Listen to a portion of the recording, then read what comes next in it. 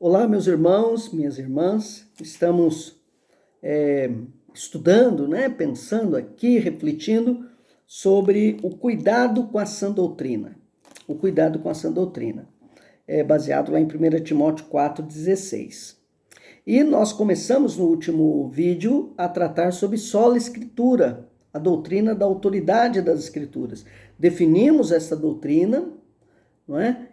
Entendendo que essa doutrina está baseada no entendimento da natureza da Escritura, ela é a palavra de Deus e, portanto, no que ela opera, no que ela pode fazer, ela traz a salvação, né? Ela opera, é o meio pelo qual o Espírito opera a salvação no coração do crente, não é? Opera a justificação, enfim. Mas, então, a definição de doutrina, tratamos sobre isso. Falamos as provas bíblicas acerca da doutrina, olhando para o ensino de Cristo e dos apóstolos. Terminamos o último vídeo pontuando que a doutrina da sola escritura entende que a escritura tem autoridade absoluta, ela é a palavra de Deus e ela tem que ser recebida como tal. E, em última análise, esta evidência é operada pelo Espírito, pelo testemunho do Espírito em nossos corações. Caminhando, vamos para um terceiro tópico aqui, a natureza da autoridade bíblica. A natureza da autoridade bíblica. A autoridade das Escrituras emana dela mesma, não dependendo das tradições, da razão humana, das emoções e muito menos da fidelidade espiritual do pregador. Deixa eu explicar isso. De onde vem a autoridade da Escritura? A autoridade da Escritura. A autoridade da Escritura, meus irmãos, vem dela. Vem dela. A autoridade da Escritura não vem da igreja. A autoridade da Escritura não vem do pregador. Não vem de quem está falando. A autoridade bíblica não vem das tradições eclesiásticas, teológicas, ou da teologia, se quiser. A teologia vem da palavra, mas a palavra não vem da teologia. Ela não vem fruto da razão humana, das emoções, ou da fidelidade do pregador. Repare, não estou dizendo que a fidelidade do pregador não seja importante, é essencial para que ele seja pregador. Porém, mesmo se ele for infiel, a Escritura continua sendo o que ela é e devendo ser recebida com submissão. Por isso, cuidado. Eu não vou na igreja, eu não quero mais ir porque eu me desencantei. Você pode ter desencantado com os homens, mas jamais nos encantamos com Deus e com a igreja de Deus. Mas jamais nos desencantamos com a palavra de Deus. Então vejam, voltando ao ponto, a palavra de Deus é autoritativa e infalível, porque ela é inspirada. Nós vimos no vídeo anterior, 2 Timóteo 3,16, toda a escritura é inspirada por Deus. Ela é inspirada. Essa é a natureza que faz com que a escritura seja um livro não só humano, mas um livro divino humano. E por isso ela tem autoridade. Aquele que não mente, não muda e não falha é o autor da Escritura, né? É a palavra desse Deus que não mente, não muda e não falha. Veja Tito capítulo 1, versículo 2, Paulo vai dizer, na esperança da vida eterna, que o Deus que não pode mentir, prometeu antes dos tempos eternos. Tiago 1,17 diz, do Pai das luzes, né? Em quem não pode existir variação ou sombra de mudança. Então, repare, a natureza da Escritura, ela repousa na natureza de Deus. Então, o ser de Deus é quem estrutura a essência da Escritura. A palavra, a Bíblia, é a palavra de Deus. Então, aquilo que Deus é, como com seus atributos, a palavra também é. Então a palavra é justa, a palavra de Deus ela é imutável, é soberana, a palavra de Deus é poderosa, a palavra de Deus é misericordiosa, não personificando a palavra como um ser separado de Deus. Não, a Bíblia é a palavra que vem de Deus. Mas essa palavra, ela é inerente à essência de quem Deus é. É isso que eu estou dizendo. A autoridade das Escrituras está baseada na sua origem divina, claro. A chave e o centro das Escrituras é Jesus Cristo. Essa foi uma ênfase especial dos reformadores, né? Vejam o princípio cristológico, né? A Escritura interpretando-se a si mesma, ou a Escritura sempre voltando para a Escritura, tendo Jesus Cristo como o parâmetro, como o ratificador, como legislador. Esse é o princípio cristológico, né? A mensagem central da Bíblia, o Evangelho, é a única chave infalível para a interpretação bíblica. Isso vai estar lá na Confissão de Fé do Westminster, ainda no capítulo 1, né? Vai dizer assim, a regra infalível de interpretação da Escritura é a mesma Escritura. Portanto, quando houver questão sobre o verdadeiro e pleno sentido de qualquer texto da Escritura, sentido que não é múltiplo, mas único, esse texto pode ser estudado e compreendido por outros textos que falem mais claramente, né? Então é importante, não é, essa ideia da natureza da autoridade bíblica, né? Então a autoridade da Bíblia vem de Deus. Não vem da igreja, não vem do pregador, não vem das tradições. A igreja reconhece. E é interessante sobre isso, Calvino vai dizer algo muito interessante, que a Escritura vem antes da igreja. A igreja, ela é formada por causa da Escritura, por causa da revelação especial. Então, como que a igreja, que é originada da revelação, pode ter mais autoridade que a revelação? Então, vejam, a Bíblia, ela é autoridade final. Ela é a norma final. Tem toda a autoridade sobre a igreja. Ela é suprema. E sob supremacia da Escritura, nós ratificamos que a revelação geral, ela é insuficiente para revelar a salvação por causa do pecado do homem, não é?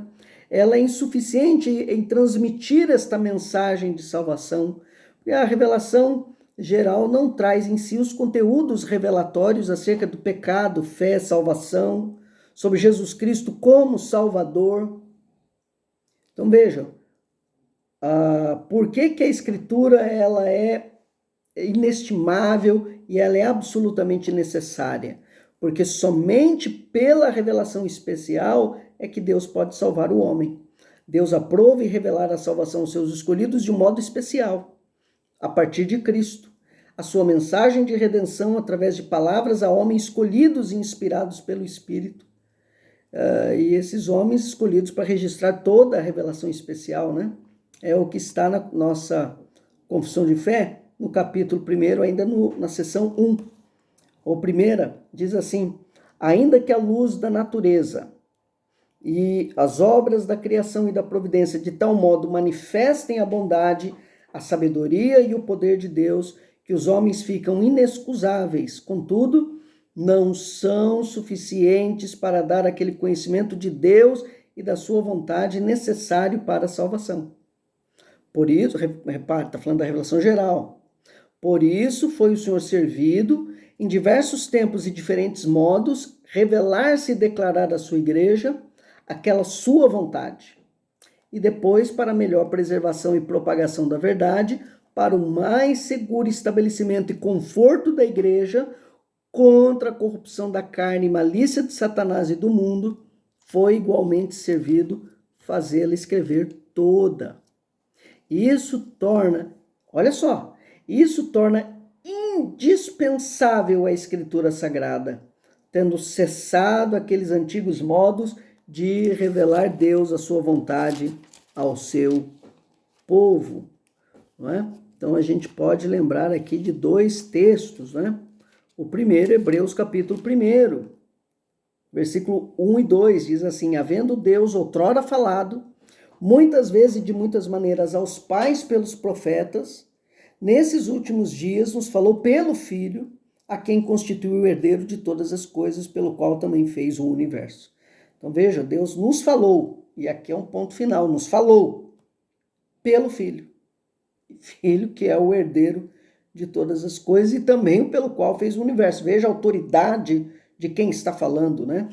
E a ideia, e também lá no Salmo 19, né? No Salmo 19, no versículo de 1, do versículo de 1 a 6, ele vai falar da revelação geral, e do Salmo, do versículo 7 até o 11, ele fala da revelação especial, a lei do Senhor, né? A lei do Senhor, ela é perfeita, ela restaura a alma, o testemunho do Senhor é fiel e dá sabedoria aos simples. Os preceitos do Senhor são retos e alegram o coração, o mandamento do Senhor é puro e ilumina os olhos, o testemunho do Senhor é límpido e permanece para sempre, os juízos do Senhor são verdadeiros e todos igualmente justos, são mais desejáveis do que o ouro, mais do que muito ouro depurado, e são mais doces que o mel e o destilar dos favos. Então vejam a ideia do que ela é e do que ela faz, né? Só vou dar um exemplo, versículo 7, a lei do Senhor é perfeita. Olha a natureza dela, ela é perfeita porque Deus é perfeito. E por ser perfeita, olha o que ela faz, restaura a alma. Só a Bíblia restaura a alma. O testemunho do Senhor é fiel, porque Deus é fiel. E por ser fiel, ela faz o quê? Dá sabedoria aos simples. Vamos no 8, né? Os preceitos do Senhor são retos. E fazem o quê? Alegram o coração. O mandamento do Senhor é puro e ilumina os olhos. Muito interessante. Muito interessante, né? Enfim, fico aqui pensando, vontade de aprofundar aqui, mas aí já seria uma outra vertente, né? Voltando aqui à ideia da supremacia da Escritura, Calvino Calvino vai escrever, não é?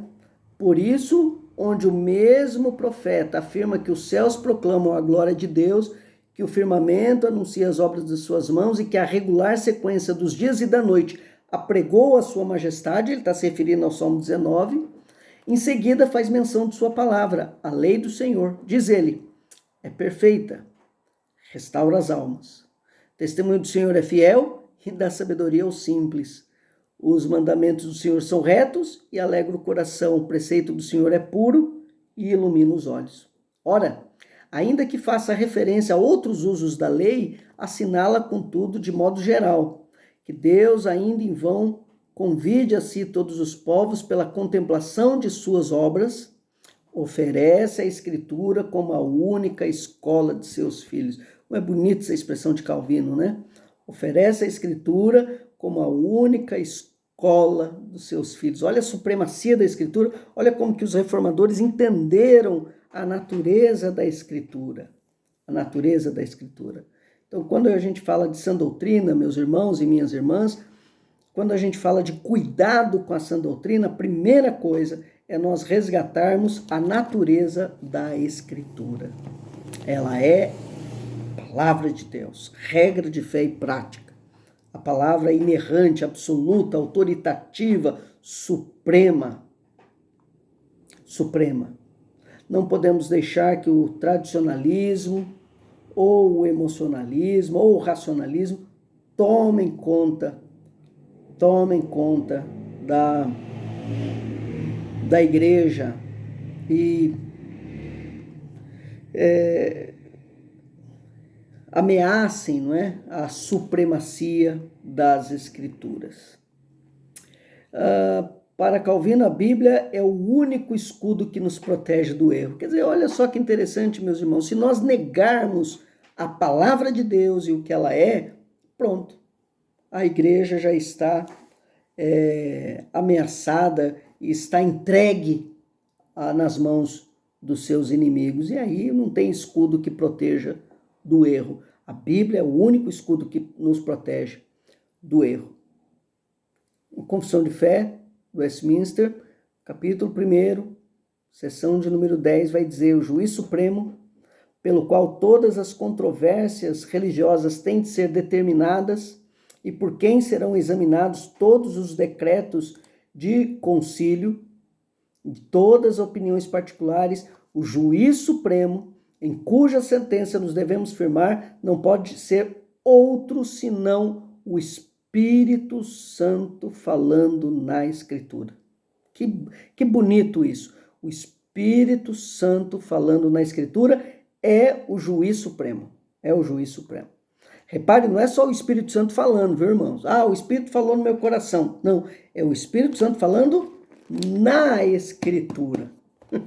A Escritura é o caminho de ouvir a voz do Espírito Santo.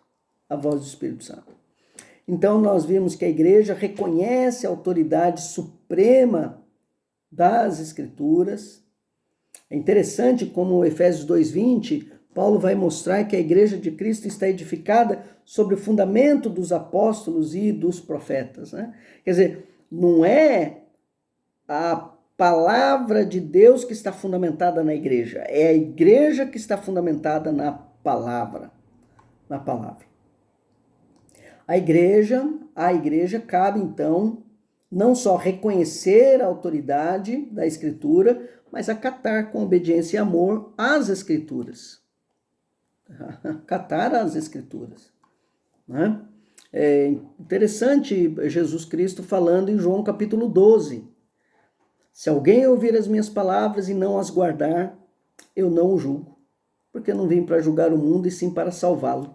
Quem me rejeita e não recebe as minhas palavras, tem quem o julgue.